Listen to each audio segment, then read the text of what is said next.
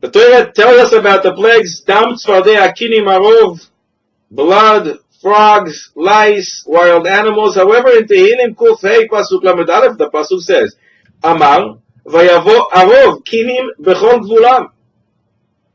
Wild animals, and then lice. That is how the Pasuk describes the plagues. Why is that? That's the wrong order. Explain the Maggid Medubne, as he always did with a mashal.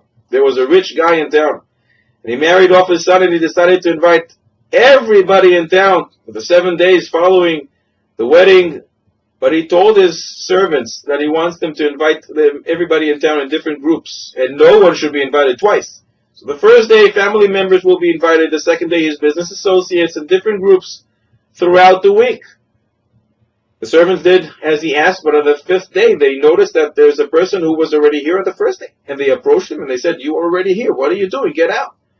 And he said, the first time around, the first day, I was invited as a family member. Now I come as one of the poor people in town. From the group of the poor people, I'm invited twice. The lice came with the wild animals as well, because all the animals came with the wild animal plague. And Paro saw the lice and he said, "Get out, you're already here." And the lice said, "Yeah, previous plague we were invited on our own as the plague of lice. But now we're invited as family members of the wild animals. We're mechutanim.